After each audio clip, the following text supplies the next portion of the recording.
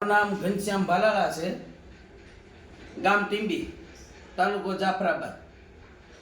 હવે આ મોબાઈલ નંબરની યાદી છે એ આપણા ગુજરાત રાજ્યના મુખ્યમંત્રીના આખા મંડળના છે, કેબિનેટ મંત્રી અને રાજ્ય સરકારના મંત્રીની મોબાઈલ નંબરની યાદી છે।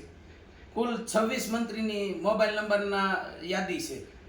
આજે રાજ્યના મંત્રી તમામ લોકો શપથ ગ્રહણ કરે છે, સંવિધાન બચાવવા શપથ ગ્રહણ કરે છે। સોગંદ ખાઈને શપથ ગ્રહણ કરે ત્યારે આ મોબાઈલ નંબર જનતાને શેર કરે છે કે રાત્રે કે ગમે ત્યારે જરૂર પડે અમે 24 કલાક ફોન ઉપાડશું। આજે આ નંબરમાંથી 26 નંબરમાંથી એક પણ મંત્રી ફોન ઉપાડતા નથી। શપથ ગ્રહણમાં એવું જાહેર કરે છે કે અમે જાહેરમાં સોગંદ ખાઈને અમે લોકોના કામ કરશું, પણ આજે આમ જનતાના આ 26 માંથી એક પણ મોબાઈલ નંબરમાં કોઈ ફોન ઉપાડતું નથી। મેં કાલે ગૃહમંત્રીને ફોન કર્યો છે, પછી આપણે કૃષિ મંત્રીને ફોન કર્યો છે, 5 વખત અરજી લખી છે, નંબર શીખે ફોન કર્યા છે, પણ એક વ્યક્તિ ફોન ઉપાડવા નથી।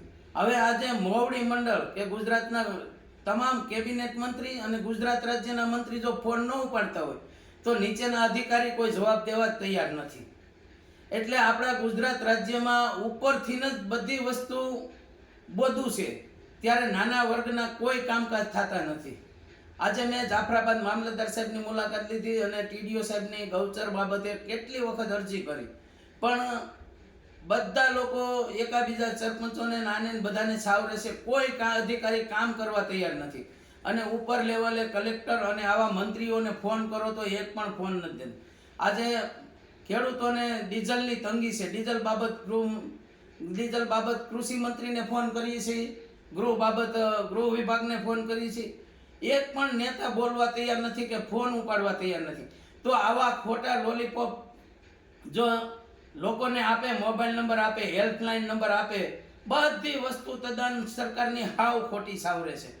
એક પણ મોબાઈલ નંબર, હેલ્પલાઇન નંબર કે કોઈ નંબર બધું બંધ જ આવે છે।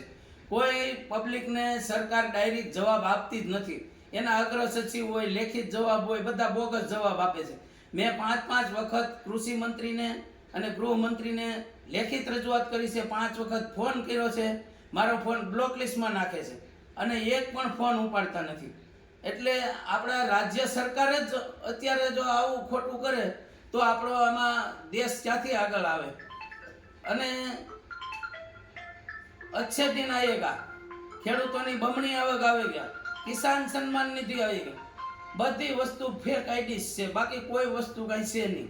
માટે મારે એટલું જ કહેવું છે કે આ તમામ મંત્રીએ શપથ લીધેલા હોય તો એને ફોન જરૂરી ઉપાડવા પડે। જય હિન્દ, જય ભારત।